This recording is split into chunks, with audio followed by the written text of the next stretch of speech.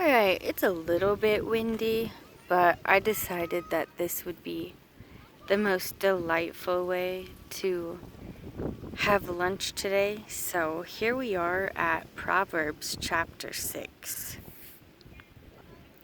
My son, if you have become guarantor for your friend, have shaken hands in a pledge for a stranger, have been snared by the words of your own mouth, have been caught by the words of your own mouth, do this at once, my son, and deliver yourself.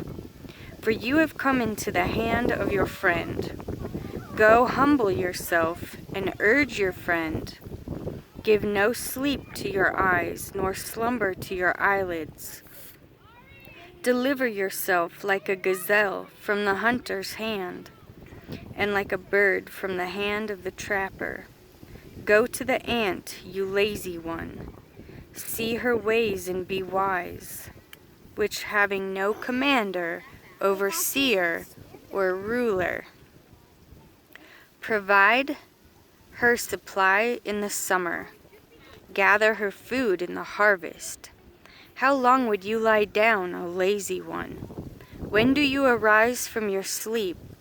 A little sleep, a little slumber, a little folding of the hands to lie down, and your poverty shall come like a prowler, and your need as an armed man. A man of Belial, a wicked man, walks with a perverse mouth, winks his eyes, shuffles his feet, points his fingers. Perverseness is in his heart, plotting evil at all times. He sends out strife, therefore his calamity comes suddenly. Instantly he is broken, and there is no healing. These 6 matters Jehovah hates, and 7 are an abomination to him: a proud look, a lying tongue, and hands shedding innocent blood, a heart devising wicked schemes, feet quick to run to evil, a false witness breathing out lies, and one who causes strife among brothers. My son, watch over your father's command, and do not forsake the Torah of your mother. Bind them on your heart always. Tie them around your neck. When you are walking about, it leads you. When you lie down, it guards you. And when you have woken up, it talks to you. For the command is a lamp, and the Torah a light, and reproofs of discipline a way of life, to guard you against an evil woman. For the flattering tongue of a strange woman, do not desire her prettiness in your heart, neither let her captivate you with her eyelids. For because of a whore, one is brought to a crust of bread, and an adulteress hunts a precious life. Would a man take fire to his bosom, and his garments not be burned? Would a man walk on hot coals, and his feet not be scorched? So is he who goes into his neighbor's wife. None who touches her goes unpunished. They do not despise a thief if he steals to satisfy his appetite when he is starving. Yet, if he is caught, he repays 7-fold. He gives all the wealth of his house. He who commits adultery with a woman lacks heart, and he who does it destroys his own life. He finds smiting and shame, and his reproach is not wiped away. For jealousy enrages a man, and he does not spare in the day of vengeance. He does not regard any ransom, nor accept your bribe, however great. My son, guard my words, and treasure up my commands with you. Guard my commands and live, and my Torah as the apple of your eye. Bind them on your fingers, write them on the tablet of your heart. Say to wisdom, you are my sister, and call understanding a close friend, to guard you against the strange woman, against the foreigner who flatters with her words.